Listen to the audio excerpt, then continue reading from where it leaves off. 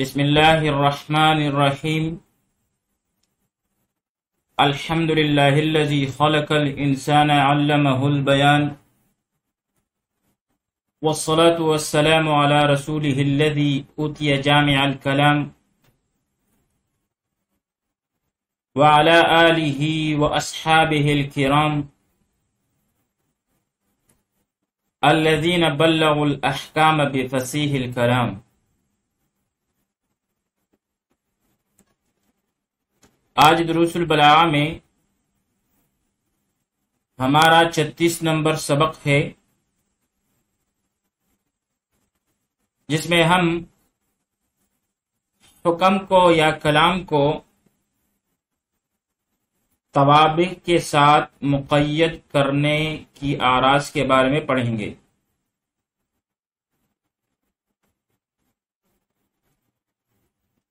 آئیے عبارت کی طرف بڑھتے ہیں۔ وَأَمَّا التَّوَابِعُ، بہرحال توابع جو ہیں، فَالتَّقْیِیدُ بِهَا، پس اس کے ذریعے سے کلام کو مقید کرنا،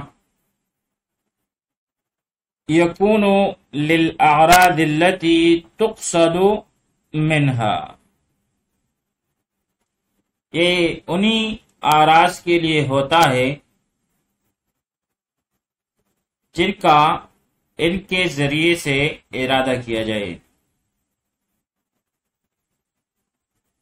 یعنی توابع کے ساتھ حکم کو مقید کرنا انہی اغراض اور اسباب کے لیے ہوتا ہے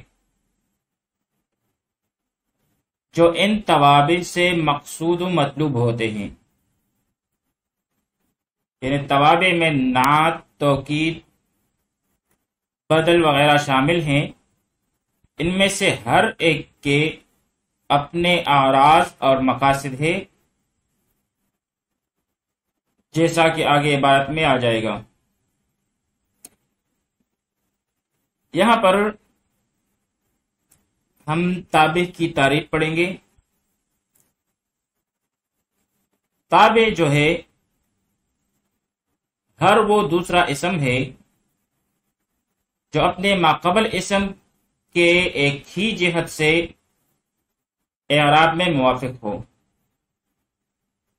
مثال کے طور پر جاءنی، میرے پاس آیا، جاءنی زید العاقل۔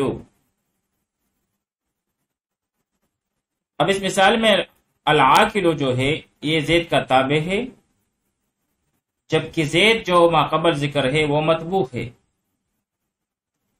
اب جب متبوع یعنی زید وہ مرفوع ہے فاعلیت کی بنا پر، جاءنی زیدن، زیدن فاعل ہے اور فاعلیت کی بنا پر یہ مرفوع ہے، تو العاقل بھی فاعلیت کی بنا پر مرفوع ہے۔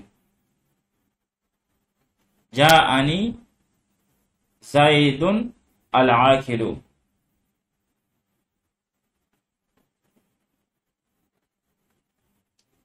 تو یہاں پر یہ تو تابع کی تعریف ہوئی کہ تابع جو ہے ہر وہ دوسرا اسم ہے جو اپنے ماقبل مذکور اسم کے ایک ہی جہت سے اعراب میں موافق ہو۔ پھر آگے توابع کی اقسام کا ذکر ہے اور ان میں سے ہر ایک کے اعراض کا بیان ہے۔ چنانچہ فرماتے ہیں فالنعت، پس نعت جو ہے جسے صفت بھی کہتے ہیں، یکون للتمییز، یہ تمییز کے لیے ہوتا ہے، نحو جیسے حضر علی الکاتب، کاتب علی حاضر ہو گیا۔ یہاں سے مصنف جو ہے وہ صفت کے اعراض بیان کر رہے ہیں کہ صفت کے ساتھ کلام کو مقید کرنے کے اعراض کیا ہیں۔ سب سے پہلے صفت جو ہے یہ وہ تابع ہے جو مطبوع کی اچھی یا بری حالت کو بیان کرے. جیسے جاءنی رجل عالم، تو اس مثال میں عالم نے رجل کی علمی حالت کو ظاہر کر دیا کہ وہ عالم ہے. اسی طرح جاءنی رجل فاسق، تو یہاں پر فاسق کو ذکر کر کے رجل کی بری حالت کو بیان کیا گیا.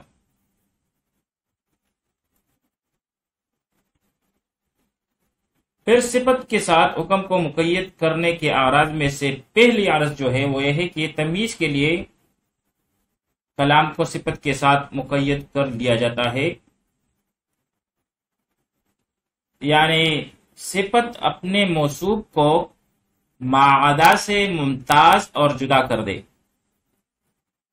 تاکہ کوئی دوسرا فرد اس موصوف کا شریک نہ ہو. جیسے مذکورہ مثال میں حضر علی الکاتب، کہ علی کاتب حاضر ہوا. اب اس مثال میں مثال کے طور پر مثلا علی جو ہے، علی نام کے دو شخص ہیں، ایک ہے کاتب اور ایک ہے غیر کاتب.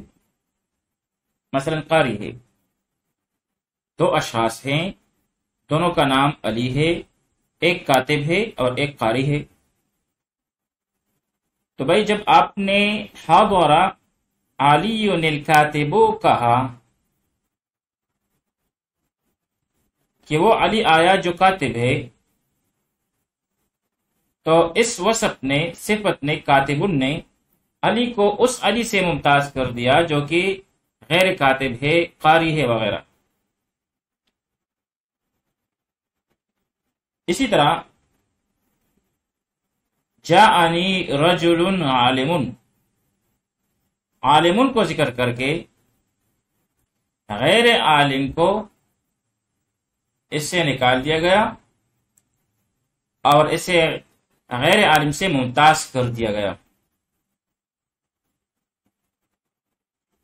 اس قسم کی صفت کو صفت ممیزہ بھی کہتے ہیں، صفت ممیزہ. اسی طرح والکشف یکون للکشف، کبھی صفت جو ہے یہ کشف اور وضاحت کے لیے بھی آتا ہے. نحو جیسے الجسم الطویل العریض العمیق یشغل حیزا من الفراغ، کہ لمبا،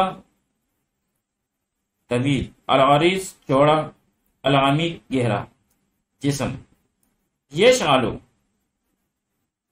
حیزا من الفراغ،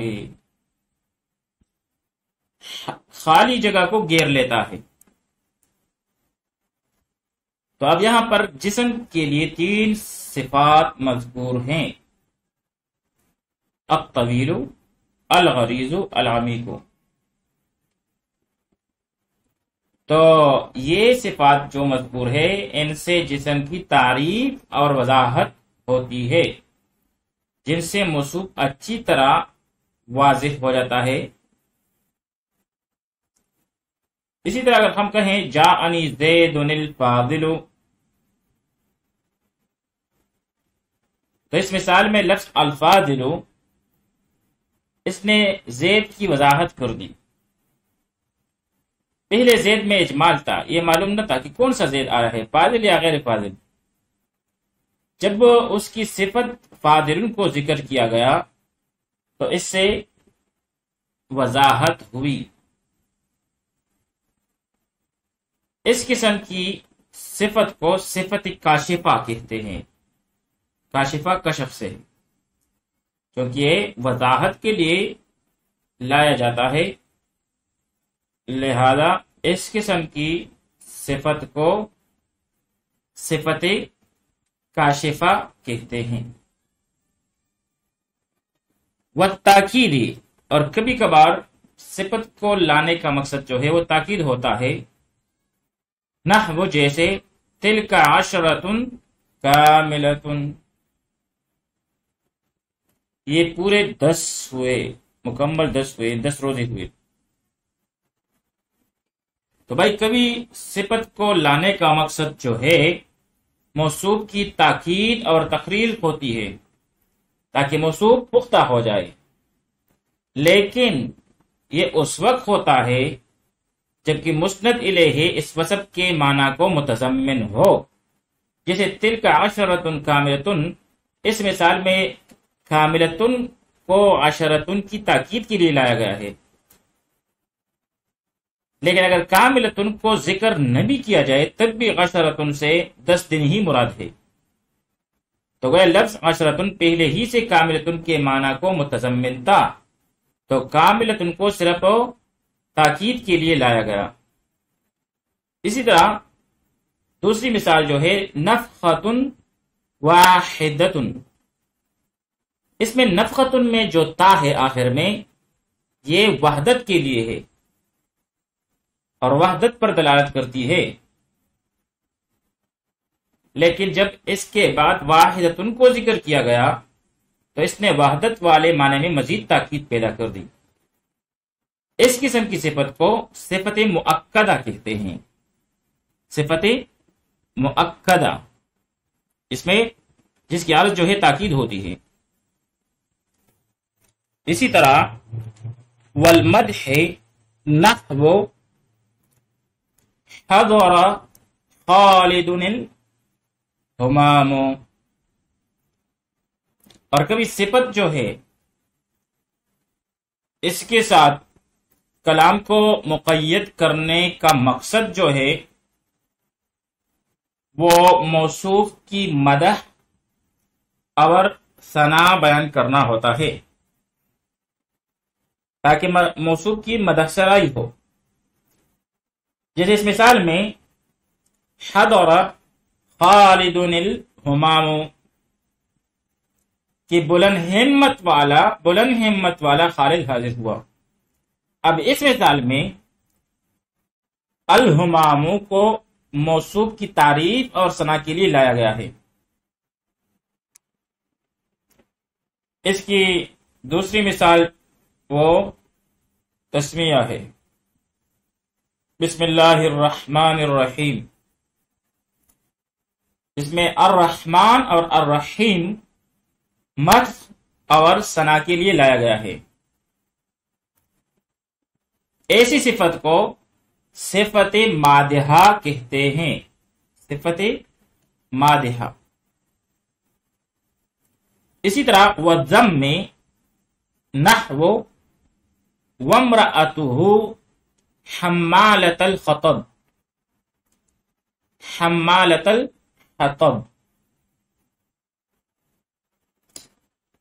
یعنی کبھی صفت لانے کا مقصد جو ہے وہ موصوف کی مذمت اور قباحت بیان کرنا ہوتا ہے تاکہ موصوف کی خوب قباحت اور برائی سامعین پر واضح ہو جائے۔ مثال کے طور پر یہاں پر جو مثال مذکور ہے وَامْرَأَتُهُ حَمَّالَةَ الْحَطَبِ، کہ اس کی بیوی جو سر پر لکڑیاں اٹھائے پھرتی ہے۔ تو اس مثال میں حمالۃ الحطب امرأتہ کی مذمت بیان کرنے کے لیے صفت لائی گئی ہے۔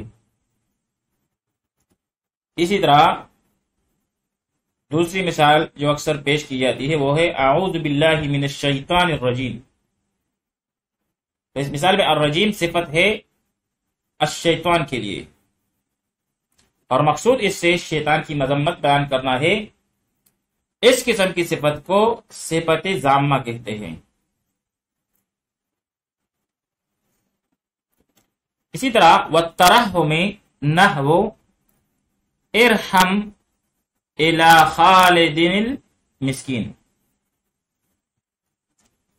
یعنی کبھی صفت لانے کا مقصد موصوف پر رحم اور شفقت کو طلب کرنا ہوتا ہے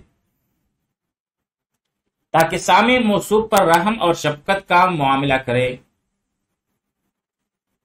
جیسے اس مثال مذکور میں ارحم الی خالد المسکین، یعنی عاجز اور غریب خالد پر رحم کر. تو اس مثال میں المسکین کو ترحم کے لیے لایا گیا ہے،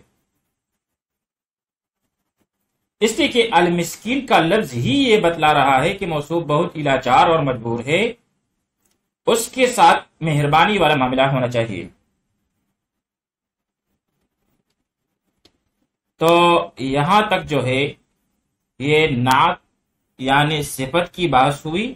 توابع میں سے پہلی قسم ہے. پھر آگے دوسری قسم مذکور ہے، وہ ہے تاکید یا توکید. کلام کو تاکید کے ساتھ مقید کرنے کے اعراض کے بارے میں مصنفین فرماتے ہیں کہ وہ توکید جو ہے یکون للتقریر ودفع توہم التجوز او السہو او عدم الشمول. کہ بھائی توکید جو ہے یا تاکید جو ہے یہ تقریر کے لیے، یعنی مطبوع کی تقریر کے لیے، یعنی پختگی کے لیے یہ استعمال ہوتا ہے.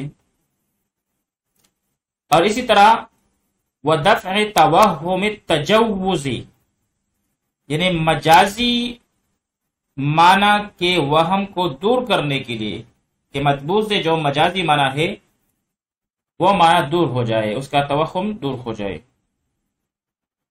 یعنی جہاں کہیں پر مجازی معنی پیدا ہونے کا وہم پیدا ہو وہ دور ہو جائے. اسی طرح جہاں پر یہ وہم ہو کہ سہوا ہو گیا ہے، اس سہوا کے وہم کو دور کرنے کے لیے بھی تاکید لایا جاتا ہے. اور اسی طرح عدم الشمول یعنی حکم کے عام نہ ہونے کی وہم، یہ حکم عام نہیں ہے، اس کو بھی دور کرنے کے لیے تاکید لایا جاتا ہے. اس کو مثال سے سمجھنے کی کوشش کرتے ہیں.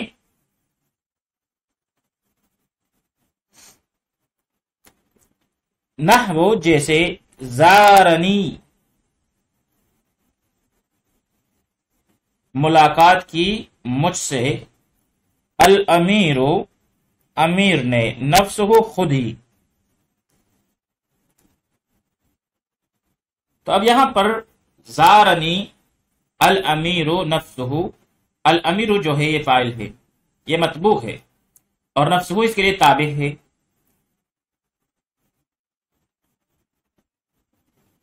الفاظ دیگر الامیر مؤکد ہے اور نفسہ اس کے لیے تاکید ہے.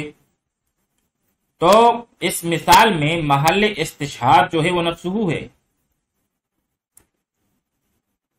جو ایک طرف اگر یہ جو ہے نسبت کی پختگی پر دلالت کر رہا ہے کہ امیر ہی نے مجھ سے ملاقات کسی اور نے نہیں کی، تو دوسری طرف معنی مجازی کے وہم کو بھی دور کر رہا ہے کہ بھائی امیر کا کوئی قاصد یا الچی نہیں ملا کہ مجازر اس کو امیر کہہ دیا ہو، بلکہ امیر نے بذات خود ملاقات کی.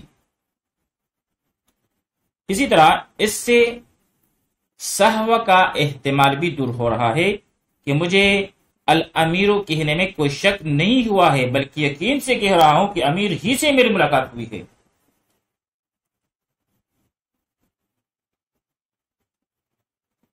اسی طرح یہاں پر دوسری مثال بھی مذکور ہے، وَسَلِمَ الْجَيْشُ عَامَّتُهُ، پورا لشکر محفوظ رہا. سلیمہ محفوظ رہا، الجیش لشکر، عامتہ پورا کے پورا. اس کی مثال بھی یہاں پر جو مذکور ہے کہ مخبر جو ہے وہ جو خبر دینے والا ہے وہ لشکر کے محفوظ رہنے کی خبر کو بطور یقین پیش کر رہا ہے کہ اس خبر میں کوئی شک نہیں ہے، اور ساتھ ساتھ بعض مجاہدین کے حکم حفاظت میں شامل نہ ہونے کے وہم کو بھی دور کر رہا ہے کہ محفوظ رہنے کا یہ حکم جو ہے یہ ہر فرد کو عام ہے. لہذا عدم الشمول کی توہم کو بھی دور کر رہا ہے. یعنی یہاں پر یہ وہم پیدا ہو سکتا تھا کہ جب آپ کہتے سلم الجیش ہو تو یہ وہم پیدا ہو سکتا تھا کہ شاید جیش کا اکثر حصہ تو محفوظ ہو لیکن بعض دیگر افراد جو اس لشکر میں شامل تھے وہ محفوظ نہ ہو. تو عامتہ کا ذکر کر کے اور اس کو تاکید لا کر اس مقصد کی طرف اشارہ کیا گیا کہ بھائی ہر پر جو ہے جو اس لشکر میں موجود تھا وہ محفوظ رہا. تو یہ بات ہوئی تاکید کی. آگے عطف بیان کا ذکر ہے. وعطف البیان اور عطف بیان. عطف بیان جو ہے یہ وہ تابع ہے جو مطبوع کے بعد ذکر ہوتا ہے، لیکن یہ صفت تو نہیں ہوتا، لیکن یہ بھی اپنے مطبوع کو واضح کر دیتا ہے. اور یہ اکثر مطبوع کے دو مشہور ناموں میں سے ایک مشہور نام ہوتا ہے. ان مطبوع کے دو نام ہوتے ہیں، ایک عالم اور دوسرا کنیت، ایک مشہور اور دوسرا غیر مشہور. پہلے غیر مشہور نام ذکر کر دیا جاتا ہے اور پھر اس کی وضاحت کے لیے مشہور نام کو تابع کے طور پر لایا جاتا ہے. مثال کے طور پر کام عبداللہ ہے، عبداللہ کھڑا ہوا. اب عبداللہ جو ہے یہ کنیت ہے اور غیر مشہور ہے. پھر اس کے ساتھ ابن عمر کو ذکر کیا جائے، قام عبداللہ ابن عمر،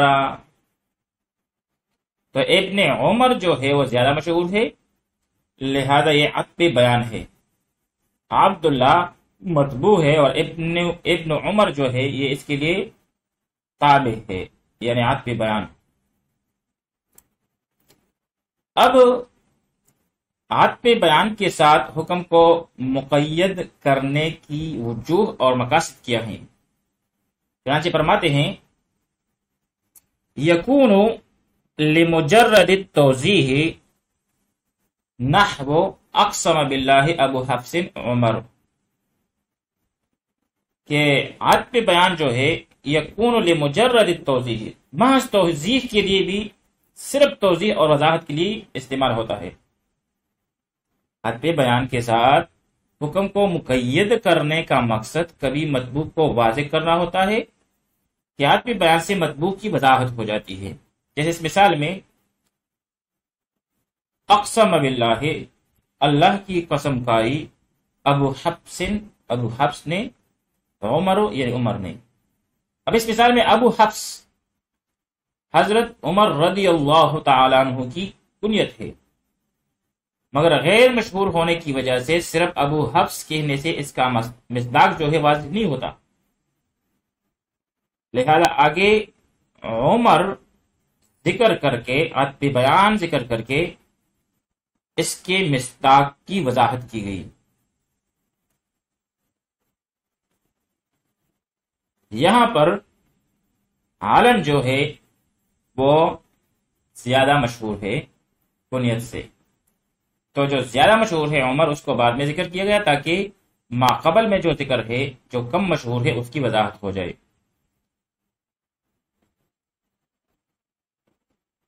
پھر آگے فرماتے ہیں او للتوضیح مع المدح، کہ عطف بیان جو ہے یہ توضیح مع المدح کے لیے بھی آتا ہے، یعنی عطف بیان لانے کا مقصد وضاحت کے ساتھ ساتھ مدح بھی ہوا کرتا ہے. نہ وہ جیسے جعل اللہ، اللہ تعالی نے بنایا ہے، الکعبۃ خانہ کعبہ، البیت الحرام جو کہ بیت الحرام ہے، قیاما للناس، لوگوں کے لیے قیام کا ذریعہ. اب اس مثال میں البیت الحرام کعبہ سے عطف بیان ہے، جس سے کعبہ کی وضاحت بھی ہو رہی ہے اور مدح بھی۔ وضاحت تو ظاہر ہے کہ کعبہ سے مراد بیت الحرام ہے، اور مدح اس طرح سے ہو رہی ہے کہ کعبہ ایسا حرمت والا گھر ہے جس میں فسق و فجور، لڑائی جھگڑا اور قتل و غارت سب حرام ہے، اور بیت الحرام میں داخل ہونے والا شخص مامون ہے۔ تو یہاں پر یہ وضاحت اور ساتھ ساتھ مدح کے لیے آیا ہے۔ پھر یہ توضیح جو عطف بیان میں یا تو عطف بیان جو ہے یا تو صرف توضیح کے لیے آتا ہے یا توضیح مدح کے لیے، اب کتنی وضاحت کا بھی ہے؟ تو آگے فرماتے ہیں وَيَكْفِي فِي التَّوْضِيحِ، اور توضیح میں اتنا کافی ہے أَن يُوضِحَ الثَّانِي الْأَوَّلَ، کہ دوسرا جو ہے وہ پہلے اول والے کو واضح کر دے عند اجتماع کے وقت۔ وَإِن لَمْ يَكُنْ أَوْضَحَ مِنْهُ عند الانفراد، اگرچہ انفرادی طور پر وہ پہلے سے زیادہ واضح نہ ہو، یعنی فرماتے ہیں کہ عطف بیان میں اگر دوسرا اسم جو بعد میں ذکر کیا جاتا ہے زیادہ واضح نہ ہو تو ضروری نہیں، لیکن توضیح میں اتنی بات بھی یہ کافی ہو جاتی ہے کہ اجتماع کے وقت دوسرا اسم پہلے اسم کو واضح کر دے، اگرچہ دوسرا اسم منفرد ہونے کی حالت میں پہلے اسم سے زیادہ واضح نہ ہو۔ اب اس کو مثال سے سمجھنے کی کوشش کرتے ہیں۔ علی زین العابدین، اب اس مثال میں زین العابدین علی کا عطف بیان ہے، اگرچہ زیادہ مشہور نہیں ہے لیکن علی کے ساتھ ملنے سے علی کی وضاحت ہو رہی ہے، یعنی کوئی شخص علی کو نہیں جانتا، اس کی وضاحت زین العابدین سے کر دی جائے تو وضاحت کے لیے یہ کافی ہے۔ اسی طرح الاسجد الذهب، اسجد سونا ہے، یعنی سونے کو اسجد کہتے ہیں۔ اب اس مثال میں الذهب عطف بیان ہے الاسجد کے لیے، تو الاسجد کی تعریف اور وضاحت جو ہے وہ الذهب سے کر دی کہ الاسجد کے معنی سونے کے ہیں۔ تو یہاں تک یہ بات ہوئی عطف بیان کی، یہاں تک ہم نے توابع میں سے 3 پڑھ لیے، پھر 14 آگے مذکور ہے۔ وعطف النسق کے اور عطف نسق، جسے عطف بحرف یا عطف بالحرف بھی کہتے ہیں۔ عطف بحرف وہ تابع ہے جو چیز اس کے مطبوع کی طرف منسوب ہو وہی چیز تابع کی طرف بھی منسوب ہو، اور دونوں اس نسبت سے مقصود بھی ہو۔ آسان الفاظ میں ہم کہہ سکتے ہیں کہ عطف بحرف وہ تابع ہے جو حرف عطف کے بعد واقع ہو، اور جو نسبت مطبوع کی طرف ہو رہی ہو ماقبل میں وہی نسبت تابع کی طرف بھی ہو۔ اور یہ تو مشہور ہے، پہلے یعنی مطبوع کو جو ہے اس کو معطوف علیہ کہتے ہیں، جبکہ تابع جو ہے اس کو معطوف کہتے ہیں۔ مثال کے طور پر جاءنی زید و عمر، جاءنی میرے پاس آیا، زید زید و عمر اور عمر۔ اب آنے کی نسبت جس طرح زید کی طرف ہو رہی ہے ایسے ہی عمر کی طرف ہو رہی ہے، اور درمیان میں واو حرف عطف جو ہے وہ موجود ہے، اور اس میں زید جو ہے وہ معطوف علیہ اور عمر یہ معطوف۔ شرط اس کے لیے ہے کہ اس تابع کے لیے کہ اس کے درمیان اور اس کے مطبوع کے درمیان حروف عاطفہ میں سے کوئی حرف مذکور ہوگا۔ پھر سے عطف النسق کیوں کہتے ہیں؟ تو النسق جو ہے عربوں کے قول ہے ایک سعر النسق، سعر النسق یہ اس وقت کہتے ہیں جب دانت بالکل برابر اور مساوی ہوں۔ ثغرا نصب، ثغرا نصب، تان برابر اور مساوی ہے۔ تو بھائی اس کو عطف النسق اس لیے کہتے ہیں کہ جب حرف عطف ذکر کیا جائے، اس سے ماقبل مطبوق اور بعد میں تابع ہو، تو حرف عطف تابع اور مطبوع کو اعراب کے اعتبار سے مساوی اور برابر کر دیتا ہے۔ جاءنی زید و عمرو، جس طرح زید مرفوع ہے اس طرح عمرو بھی مرفوع ہے۔ پھر عطف بحرف کے ساتھ حکم کو مقید کیوں کیا جاتا ہے؟ تو بھائی عطف بحرف کے ذریعے حکم کو مقید کرنا ان اعراض کے لیے ہوتا ہے جن کو حروف عطف ظاہر کرتے ہیں، یعنی حروف عطف میں سے ہر ایک حرف جو ہے اس کا اپنا عرض اور مقصد ہے استعمال کا، لہذا جس قسم کے حرف عطف کے ساتھ حکم کو مقید کر لیا جائے اسی مناسبت سے اس کا اپنا ایک مقصد ہوتا ہے۔ چنانچہ فرماتے ہیں وعطف النسق يكون للأعراض التي تؤديها أحرف العطف، کہ بھائی عطف نسق یا عطف بحرف کے ذریعے بھی حکم کو مقید کرنا ان اعراض اور اسباب کے لیے ہوتا ہے جن کو حروف عاطفہ ظاہر کرتے ہیں، جیسے مثال کے طور پر کترتیب مع التحقیب فی الفاء، فا حرف عطف ہے تو یہ ترتیب مع التعقیب کے لیے آتا ہے۔ مثال کے طور پر جاءنی زید فعمر، تو اب یہاں پر فا جو ہے یہ عطف کے لیے آیا ہے اور اس کا مقصد جو ہے وہ ترتیب مع التعقیب ہے۔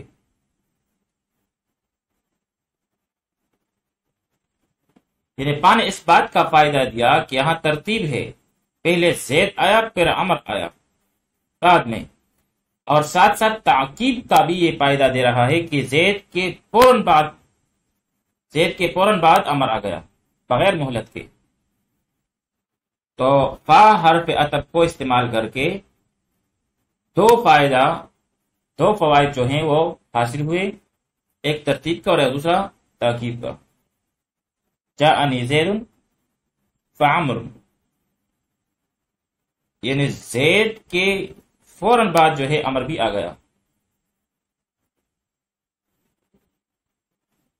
تو ایک تو اس میں ترتیب ہے کہ پہلے زید آیا ہے پھر عمر آیا ہے، اور دوسرا معنی جو ہے وہ تعقیب کا ہے کہ اس کے فوراً بعد یعنی زید کے فوراً بعد جو ہے وہ عمر بھی آ گیا۔ اسی طرح دوسری مثال جو ہے وہ ثم کی دی گئی ہے، وَمَعَ التَّرَاخِي فِي ثُمَّ، یعنی ترتیب مع التراہی فی ثم، کہ ثم کی صورت میں ترتیب کے ساتھ ساتھ تراہی کا معنی بھی آ جاتا ہے، یعنی حروف عاطفہ میں سے ثم جو ہے یہ ترتیب کے ساتھ تراہی کے لیے آتا ہے، تو گویا ثم کے ساتھ عطف کرنا ترتیب مع تراہی کے لیے ہوگا، جیسے جاء زید ثم خالد، تو اس میں بھی ترتیب ہے کہ بھائی پہلے زید آیا ہے پھر اس کے بعد خالد آیا ہے، لیکن اس میں تراہی کا فائدہ بھی ہے کہ یعنی اس کا مطلب یہ ہے کہ مہلت کے ساتھ، کہ پہلے زید آیا پھر کچھ دیر بعد خالد آیا، جبکہ فا کی صورت میں اس کا مطلب ہے کہ جاءنی زید فعمر، تو عمر زید کے آنے کے فوراً بعد آ گیا، جبکہ ثم کی صورت میں اس میں تراہی کا معنی پایا جاتا ہے کہ بھائی پہلے زید آیا پھر کچھ دیر کے بعد خالد آیا۔ تو حروف عاطفہ جو ہیں ان میں سے ہر ایک کا اپنا معنی اور عرض ہے۔ پھر توابع کی پانچویں قسم وہ بدل ہے، چنانچہ فرماتے ہیں والبدل، اور بدل جو ہے، بدل یہ بھی توابع کی قسموں میں سے قسم ہے، اور یہ وہ تابع ہے کہ مطبوع کی طرف جس چیز کی نسبت کی گئی ہو بعین ہی اسی چیز کی نسبت تابع کی طرف بھی کی گئی ہو، مگر اس نسبت سے مقصود جو ہے وہ بدل ہو، یعنی جو مؤخر ذکر ہے تابع بدل وہ مقصود ہو، مبدل منہ مقصود نہ ہو، بلکہ مبدل منہ بطور توطیہ اور تمہید کے ذکر کر لیا جاتا ہے۔ مثالوں سے بات واضح ہو جائے گی اور ان کے آغاز بھی واضح ہو جائیں گے۔ چنانچہ فرماتے ہیں والبدل یکون لزیادت التقریر والایضاح نحو قدم ابن علی فی بدل الکل۔ سب سے پہلے ہم بدل کل کی تعریف پڑھیں گے۔ بدل الکل اصل میں نحو کی کتب میں جو ہے بدل کی 4 اقسام مذکور ہے: بدل الکل، بدل الاحتمال، بدل البعض، اور آخر میں چوتھی قسم بدل الغلط۔ لیکن یہاں بدل الغلط کو بیان نہیں کیا جائے گا کیونکہ کلام فصیح میں بدل الغلط استعمال نہیں کیا جاتا، لہذا یہاں پر 3 ہی قسمیں بیان کی جائے گی اور ان کے اعراض۔ پہلی قسم جو ہے وہ بدل الکل ہے۔ بدل الکل وہ تابع ہے جس کا مدلول بعینہ ہی مطبوع کا مدلول ہو، یعنی جس پر مطبوع دلالت کر رہا ہے بعینہ ہی اسی پر بدل بھی دلالت کر رہا ہو، یہ دونوں کا مصداق ایک ہو۔ اور بدل الکل کو لایا جاتا ہے زیادتی تقریر اور وضاحت کے لیے، جیسے یہاں پر مذکور مثال میں قدم ابن علی، میرا بیٹا آیا ہے، یعنی علی آیا ہے۔ تو اس مثال میں ابنی مبدل منہ ہے اور علی سے بدل ہے، اور ابنی کا مدلول اور علی کا مدلول دونوں ایک ہی ذات ہے، ایک ہی شخص ہے۔ اور تیسری بات ہے کہ یہ بدل جو ہے یہاں پر علی جو ہے یہ مبدل منہ یعنی ابنی کی وضاحت بھی کر رہا ہے۔ قدم ابنی، میرا بیٹا آیا، کون سا بیٹا؟ تو اس کی وضاحت کے لیے علی لایا گیا ہے۔ اس مثال میں ابنی مبدل منہ ہے اور علی اس کے لیے بدل ہے، اور مقصود جو ہے وہ تقریر اور وضاحت ہے۔ ابنی اور علی کا مصداق بھی ایک ہی شخص ہے، لہذا یہ بدل الکل ہے۔ دوسری قسم جو ہے وہ بدل البعض ہے۔ بدل البعض وہ بدل ہے کہ جس کا مدلول اور مطبوع کا مدلول دونوں ایک نہ ہو، بلکہ بدل کا مدلول مطبوع کے مدلول کا جز ہو، یعنی بدل البعض میں بدل جو ہے وہ مبدل منہ کا ایک حصہ ہوتا ہے، جیسے سافر الجند اغلبہ، سفر کیا لشکر نے، یعنی اس کے اکثر حصے نے۔ تو اب یہاں پر الجند مبدل منہ ہے اور اغلبہ اس کے لیے بدل ہے، اور اغلبہ لشکر کے حصوں میں سے ایک حصہ ہے، پوری کے پورا لشکر نہیں ہے۔ تو چونکہ یہاں پر بدل مبدل منہ کا ایک حصہ ہے، لہذا ایک جز ہے، تو اسے ہم بدل باز کہتے ہیں۔